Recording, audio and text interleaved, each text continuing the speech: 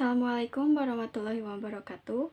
Kepada yang terhormat Bapak Dr. Haji Deden Komar Priyatna, ST, SIP, MM, CHRA, selaku Rektor Universitas Winaya Mukti, yang terhormat Ibu Dr. Hajah Wina Roswina, SEMM, selaku Dekan Fakultas Ekonomi dan Bisnis, yang terhormat Ibu Maria Luciana Y, SEMM, selaku Wakil Dekan Fakultas Ekonomi dan Bisnis, yang terhormat Bapak Dodi Tisna Amijaya, selaku Kepala Program Studi Manajemen Fakultas Ekonomi dan Bisnis, yang terhormat Ibu Tati Siti Aisyah, SIKOM MM, selaku Dosen Pembimbing Magang, yang terhormat Bapak Hendra Gunaputra, selaku Branch Manager PT Jasa Raharja Putra Branch Office Bandung, beserta staf dan jajarannya, yang terhormat Bapak Muhammad Fadlisyah, selaku pembimbing magang di lapangan, dan juga kepada teman-teman yang saya banggakan.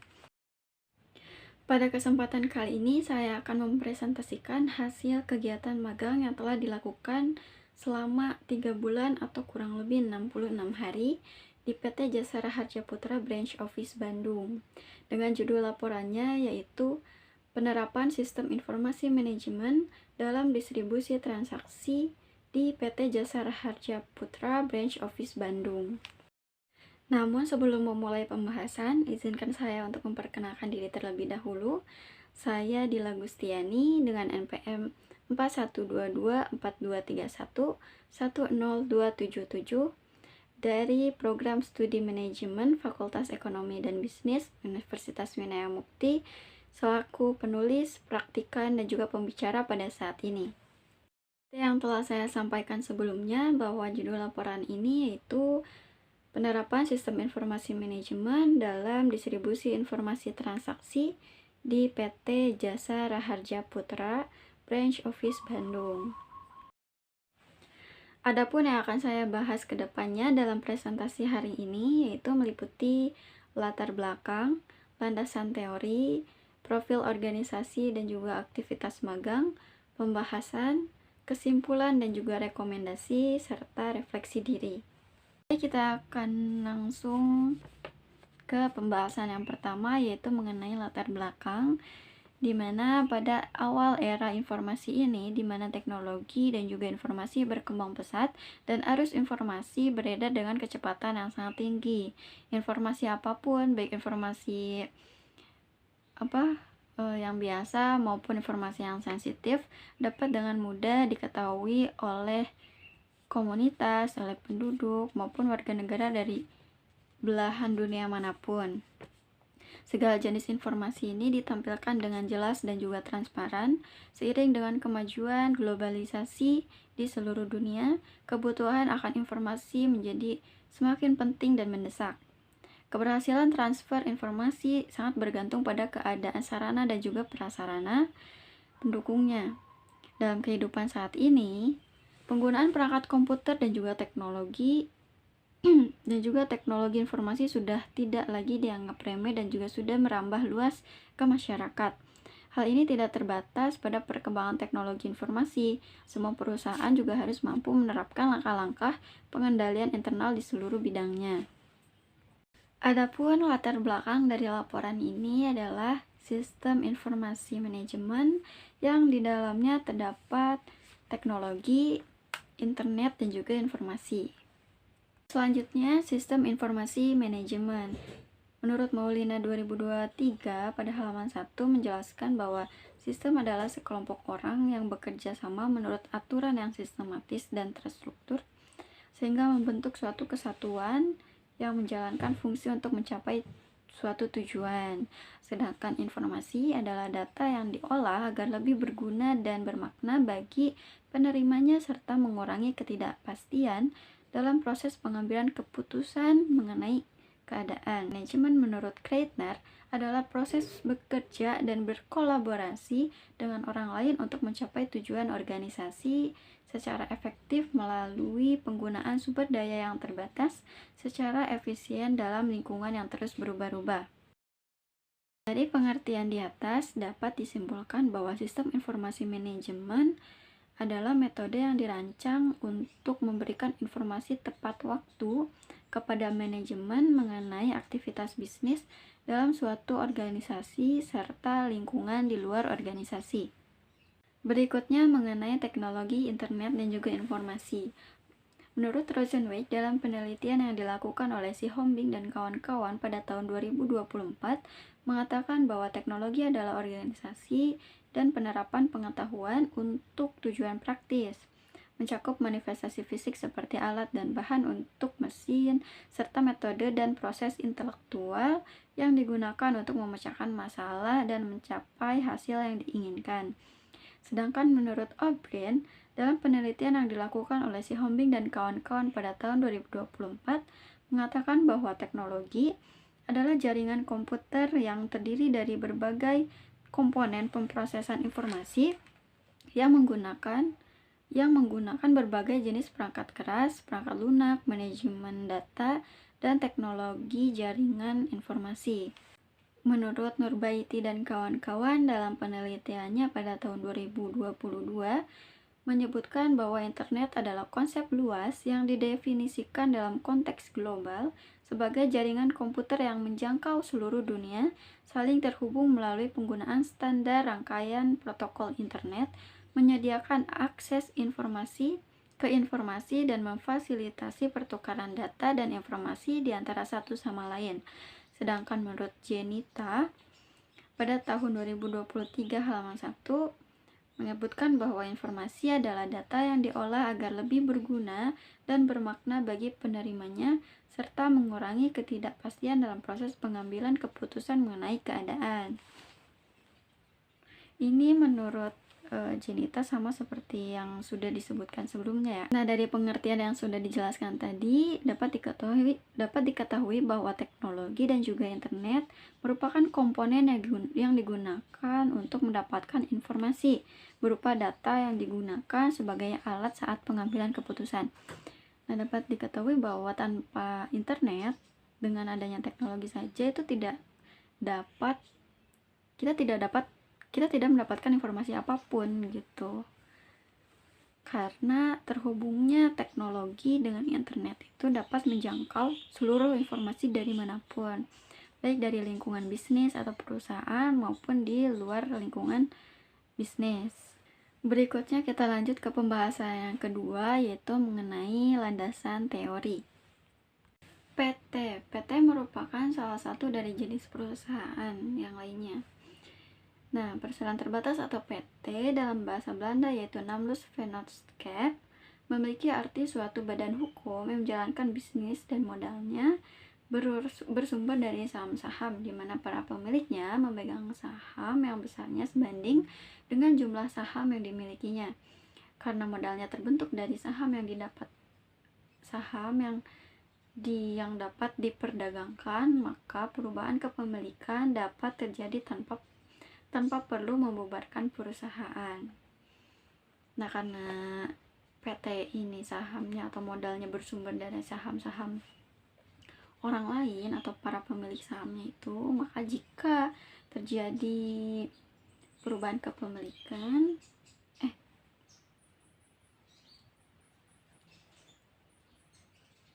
perubahan kepemilikan itu dapat berdasarkan dari jumlah saham yang dimilikinya gitu. Semakin besar saham yang dimiliki, maka semakin besar kemungkinannya dapat menjadi pemilik dari suatu perusahaan PT.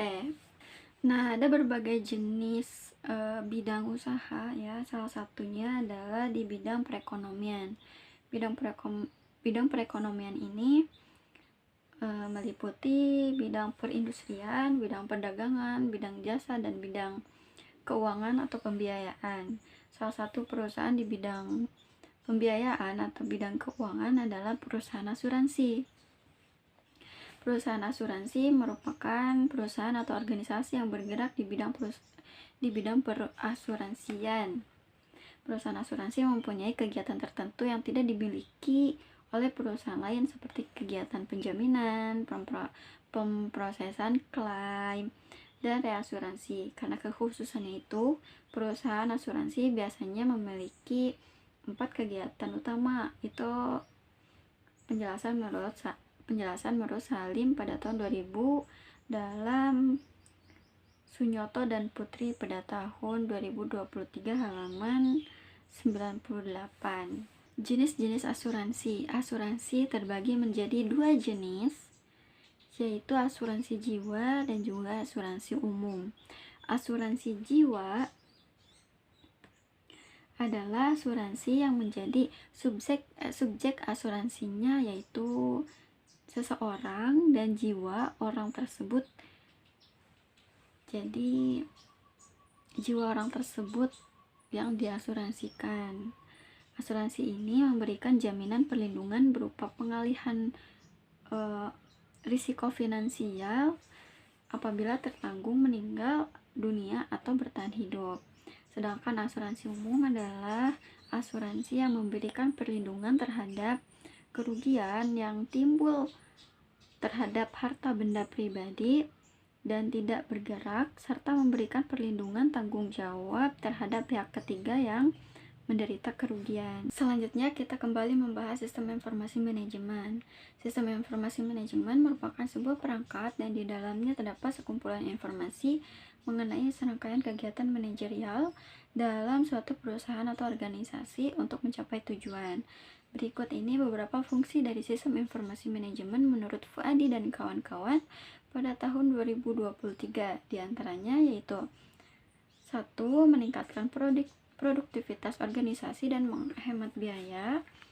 Yang kedua, memudahkan manajemen dalam memantau, merencanakan, mengarahkan, dan mendelegasikan kinerja kepada seluruh departemen koordinator. Yang ketiga, berperan penting dalam proses pengambilan keputusan internal.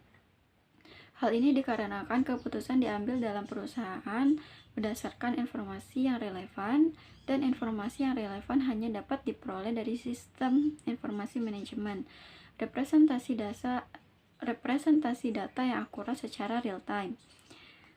Yang keempat adalah yang terakhir, yaitu manajemen memfasilitasi perencanaan, pengawasan, dan pengarahan kerja yang memerlukan koordinasi seluruh departemen.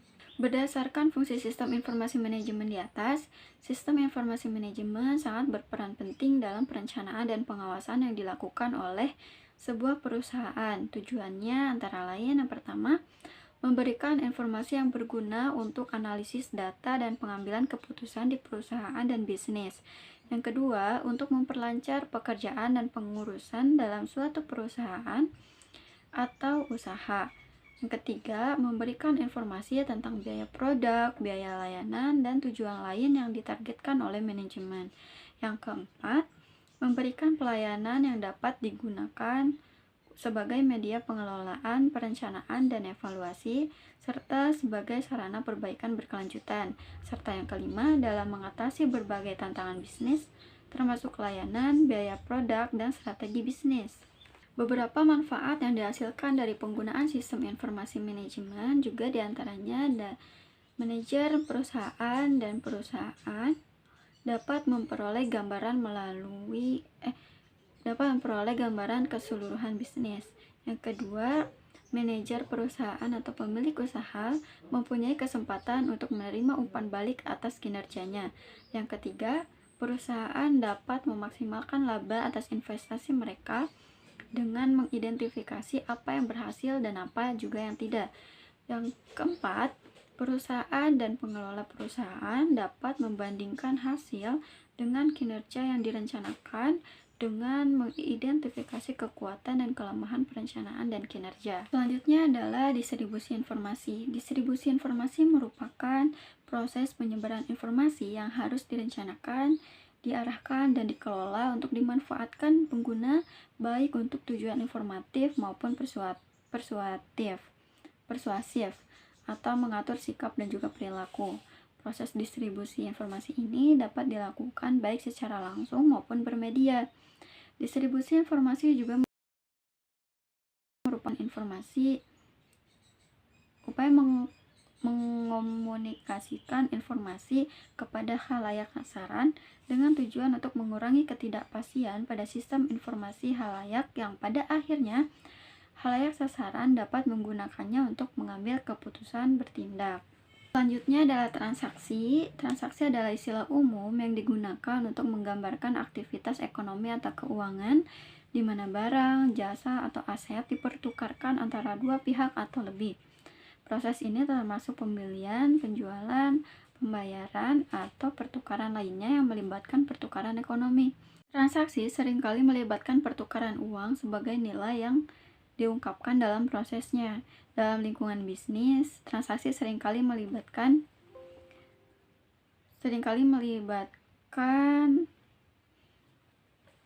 proses pembelian dan penjualan barang dan jasa antara bisnis dan pelanggannya atau antara bisnis dan pemasoknya. Transaksi adalah pertemuan yang saling menguntungkan antara dua pihak, yaitu penjual dan pembeli, dan di dalamnya terdapat data, bukti, atau pembelian yang dicatat dan kemudian dimasukkan ke dalam jurnal.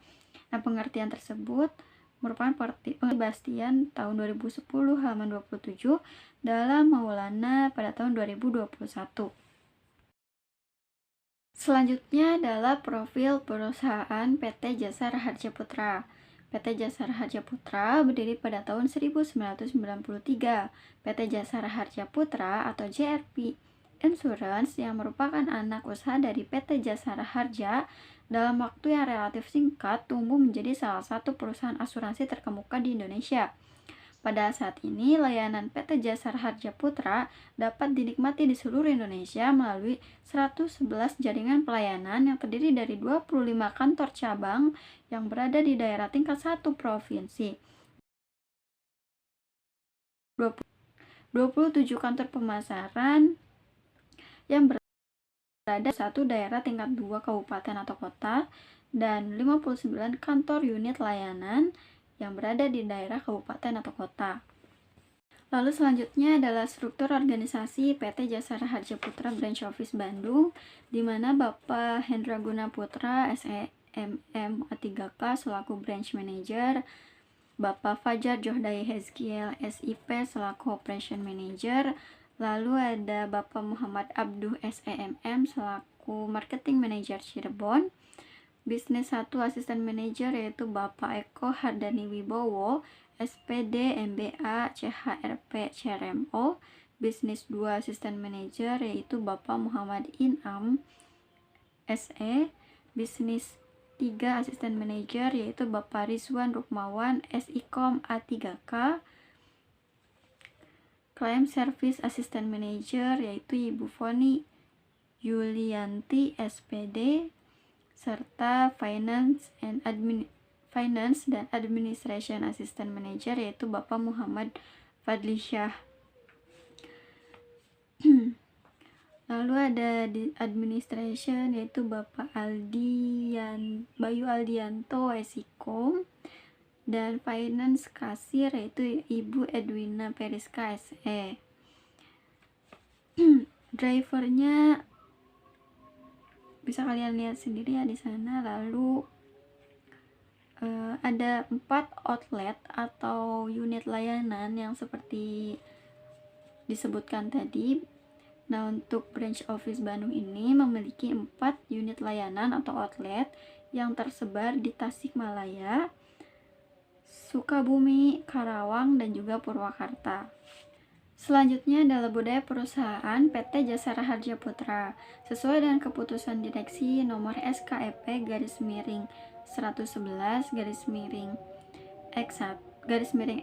2020 tanggal 30 November 2020 tentang penetapan akhlak sebagai budaya di PT Jasara Harja Putra dengan melakukan penerapan tata kelola perusahaan yang baik, perasuransian yang baik, serta implementasi core value akhlak. Kami yakin PT Jasara Harja Putra semakin mendapat kepercayaan dari para nasabah dan mitra bisnis sehingga mampu mengibarkan diri menjadi perusahaan asuransi terkemuka di Indonesia sesuai dengan visi perusahaan. Adapun visi dan misi dari PT Jasara Harja Putra yaitu visinya menjadi perusahaan asuransi terkemuka di Indonesia atau to be the foremost insurance company in Indonesia.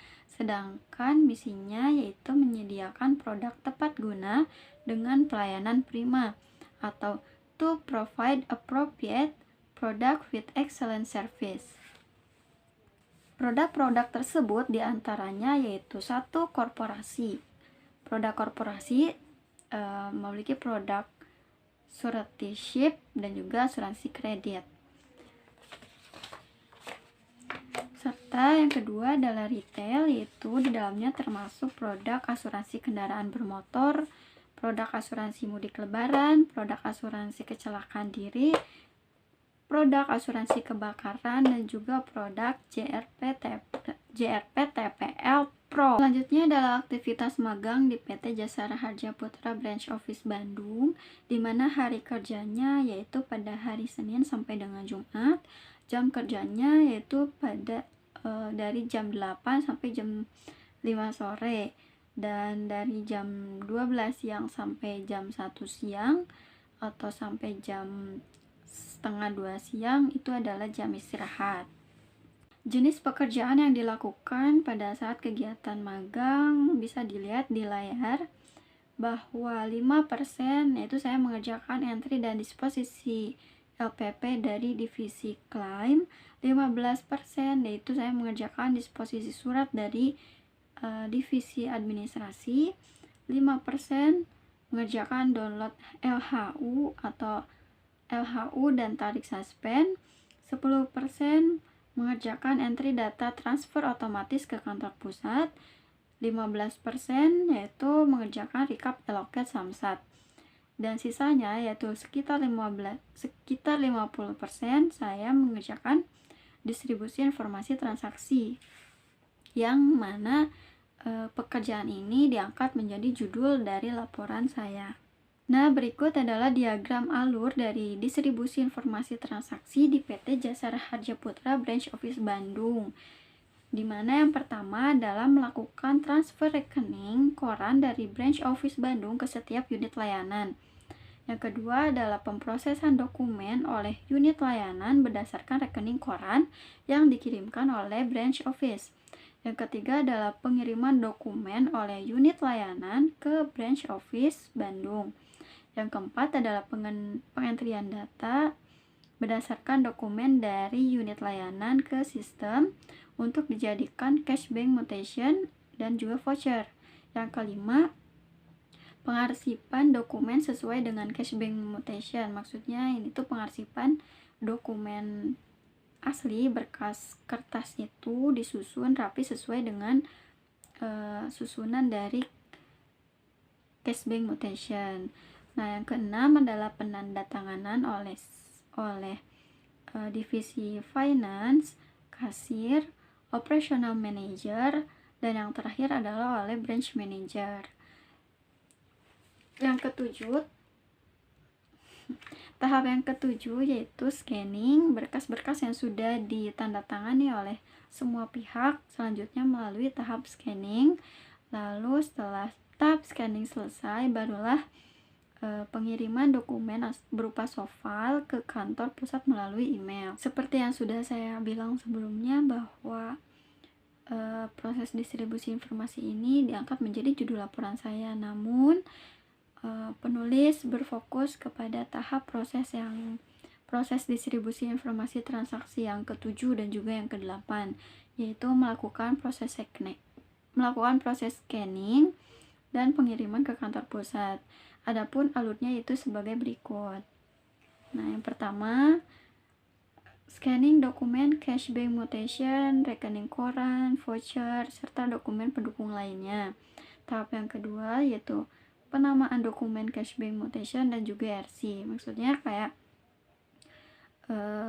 untuk awal, maksudnya di bagian awal tuh kan cash bank mutation, jadi filenya diberikan nama cash bank mutation dan juga rekening koran.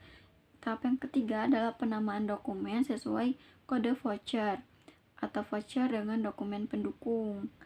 Nah, kode voucher itu memang berbeda-beda setiap vouchernya, disesuaikan dengan bulan atau periodenya. Tahap yang keempat adalah penyimpanan pada folder. Folder ini disiapkan khusus oleh petugas atau staf dari divisi keuangan. Lalu yang terakhir adalah pengiriman dokumen soft file Selanjutnya adalah proses pengerjaan distribusi informasi transaksi berupa visualnya. Kalau yang tadi flowchart, kalau yang ini bukan. Nah, dari gambar pertama itu penulis melakukan scanning dokumen, cashbank mutation, dan juga rekening koran. Yang kedua adalah tahap scanning voucher beserta dukung lainnya. Nah, seperti gambar yang tertera, bahwa ini adalah merupakan voucher, juga ada lembar yang pink itu merupakan pink, putih atau yang ada tabel itu, yang kertas potret itu merupakan dokumen pendukung lainnya, dan namanya disesuaikan dengan kode voucher yang tertera. Nah, untuk tahap ketiga adalah penamaan dokumen sesuai dengan kode voucher. Tahap yang keempat ada penyimpanan dokumen di folder khusus. Ini penamaannya disesuaikan dengan periode bulan juga tahun. Seperti bulan Oktober, contohnya bulan Oktober tahun 2024 misalkan, atau apa. Terus yang kelima adalah pengiriman dokumen ke kantor pusat melalui email. Seperti gambar yang tertera, ini disesuaikan dengan periode bulannya juga. Nah, untuk gambar yang keenam adalah dokumentasi praktikan atau penulis pada saat melakukan pekerjaan tersebut. Nah, selain melakukan pekerjaan distribusi informasi yang sudah disebutkan tadi, penulis juga melakukan pekerjaan yang lainnya seperti recap e-loket, lalu ada entry data transfer otomatis ke kantor pusat, mendownload LHU dan tarik suspend dari divisi keuangan. Yang keempat adalah mengerjakan disposisi surat dari divisi administrasi dan juga SDM. Serta yang kelima adalah entry dan disposisi APP dari divisi klaim. Gambarnya bisa kalian lihat di layar. Selanjutnya kita masuk ke materi yang keempat, yaitu pembahasan. Di mana pembahasan ini terdapat bahasan mengenai kendala yang dihadapi sewaktu melakukan pekerjaan. Nah, Umar pada tahun 92 halaman 72 dalam penelitian yang dilakukan oleh Wahyuni pada tahun 2022 menyatakan bahwa kendala adalah suatu yang mengganggu kehidupan sehari-hari seseorang atau individu, menimbulkan hambatan yang berurutan sehingga dapat menghambat mereka dalam mencapai tujuan mereka.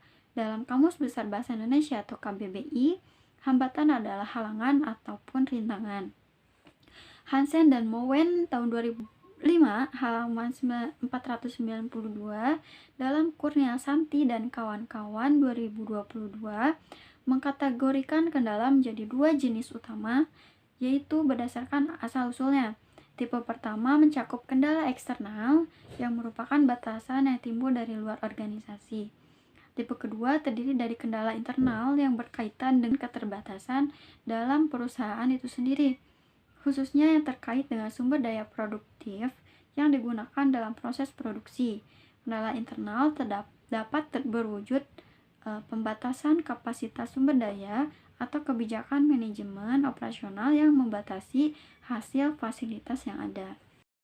Adapun kendala yang dihadapi oleh penulis pada saat proses pengerjaan kerjaan distribusi informasi adalah sebagai berikut. Kendala internal yaitu kendala pada saat proses pengarsipan softfile. Nah, pada saat melakukan program magang selama 66 hari di PT Jasa Raharja Putra Branch Office Bandung, penulis mendapat beberapa kendala pada saat membantu melakukan pekerjaan pengarsipan transaksi bank pada divisi keuangan, yaitu pada saat proses scanning, pada saat penamaan dokumen, dan juga pada saat tidak adanya voucher dokumen transaksi. Nah, dimana kendala-kendala ini merupakan kendala yang ringan namun cukup sering ya terjadi. Nah, contohnya pada proses scanning itu jika penulis atau praktikan kurang fokus, maka ada beberapa dokumen yang masih tersimpan hektar. Jadi pada saat proses scanning di mesin scanning itu dokumen menjadi terhambat juga rusak gitu. Juga pada saat penamaan dokumen. Nah, ini pada saat penamaan jika penulis juga kurang fokus, maka terjadi kesalahan penamaan. Kesalahannya bisa berupa ketidaksesuaian dengan kode voucher ataupun ataupun cashback mutation periodenya gitu. Jika terjadi kesalahan pada penamaan kode voucher, maka nantinya terdapat double dokumen. Nah, pada saat terjadi double dokumen tersebut, maka penulis atau praktikan harus mengecek kembali dokumen mana yang salah atau dokumen yang harus dibenarkan gitu. Juga pada kendala saat tidak adanya voucher dokumen transaksi itu menjadi terganggu gitu. Harus menanyakan kepada staf yang memang bertanggung jawab pada dokumen tersebut. Yang kedua adalah kendala pada saat pengiriman dokumen soft file. Pada saat pengiriman dokumen melalui email, bahwa penulis beberapa kali melakukan kesalahan pada dalam penulisan periode dan juga nama bank pada subjek maupun isi email. Oh iya, cashback mutation itu pun tidak hanya ditulis cashback mutation, namun juga beserta nama banknya juga.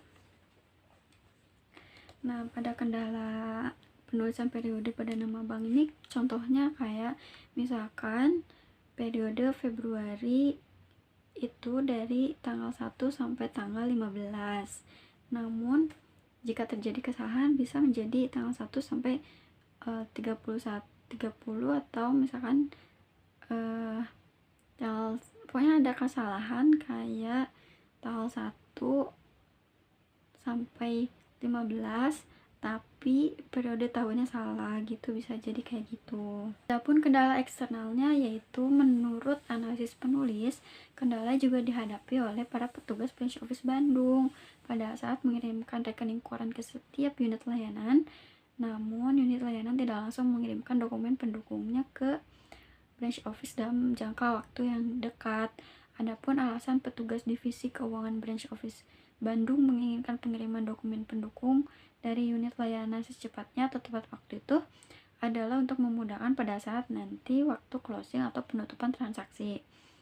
Nah, periode transaksi dalam 1 bulan terbagi menjadi 2 periode, yaitu pada setiap 1 awal bulan sampai dengan 2 minggu ke depannya. Maksudnya pokoknya dalam 2 minggu sekali gitu ya. Contohnya pada tanggal 1 sampai dengan tanggal 15, juga tanggal 16 sampai tanggal 30. Untuk cara mengatasi kendala pada saat proses pengasipan soft file dan distribusi informasi ini, penulis melakukan hal-hal yang simple, yaitu seperti menggabungkan dokumen yang sobek atau rusak dan melakukan pengulangan proses scanning. Yang kedua adalah penggantian nama dokumen sesuai dengan kode voucher yang termasuk informasi di dalamnya adalah nomor voucher, jenis voucher, kode branch, periode bulan, dan juga periode tahun. Yang ketiga adalah perekapan pada Excel khusus yang telah disiapkan oleh staff bagi voucher-voucher yang tidak ada. Pada kondisi ini, Microsoft Excel digunakan sebagai alat atau media informasi untuk mengetahui voucher-voucher mana saja yang tidak ada, dan jika suatu saat nanti ada voucher-voucher yang diketemukan kembali, maka perekapan voucher yang tidak ada atau hilang tersebut akan dihapuskan. Nah, yang terakhir, yang keempat adalah pengiriman ulang dokumen yang disesuaikan dengan informasi dokumen pada subjek atau pada isi email. Selanjutnya adalah pembahasan yang kelima, yaitu kesimpulan dan juga rekomendasi. Informasi adalah proses penyebaran informasi yang harus direncanakan, diarahkan, dan dikelola untuk dimanfaatkan pengguna, baik untuk tujuan informatif ataupun persuasif. Nah, proses distribusi ini dapat dilakukan baik secara langsung maupun bermedia. Transaksi bank adalah istilah umum yang digunakan untuk menggambarkan aktivitas ekonomi atau keuangan di mana barang, jasa, atau aset dipertukarkan antara dua pihak atau lebih. Transaksi seringkali melibatkan pertukaran uang di dalamnya. Pertukaran uang sebagai nilai yang diungkapkan dalam prosesnya. Nah, laporan ini juga membahas tentang pemindahan data dari branch office ke unit layanan untuk memastikan semua unit layanan dapat melengkapi rekening koran yang telah diberikan dengan dokumen pendukung lainnya yang sesuai. Laporan ini proses pemindahan dokumen dari dokumen-dokumen internal ke dokumen eksternal. Laporan ini juga menguraikan langkah-langkah yang diambil untuk mengelola pemrosesan transaksi bank dalam divisi keuangan seperti scanning dokumen, memastikan dokumen bersih dan tidak tumpang tindih, serta memastikan dokumen diformat dan dikirim melalui email dengan benar. Adapun rekomendasi yang mungkin bisa diberikan oleh penulis bahwa setiap petugas atau staf yang bertanggung jawab atas suatu pekerjaan pendistribusian informasi ini mungkin harus lebih berhati-hati lagi pada saat melakukan pengarsipan dan pada saat pengalihan dokumen supaya tidak ada dokumen atau voucher-voucher yang hilang atau terselip atau gimana, serta durasi proses penandatanganan mungkin dapat disegerakan untuk menghindari penumpukan pada proses selanjutnya. Ya, meskipun penulis tahu bahwa pekerjaan tidak hanya pekerjaan ini aja, apalagi untuk para ketua divisi gitu. Namun mungkin lebih lebih aware lagi, lebih hati-hati lagi dalam mengerjakan suatu pekerjaan. Pembahasan yang keenam yaitu mengenai refleksi diri, di mana refleksi diri itu adalah merupakan gambaran dari seorang penulis pada saat melakukan kegiatan pemagangan. Pada saat melakukan proses pemagangan ini, penulis mendapatkan banyak pengetahuan baru mengenai suatu pekerjaan, suatu permasalahan ataupun kendala, bahkan dalam pencarian solusi dari kendala yang sedang dihadapi. Permasalahan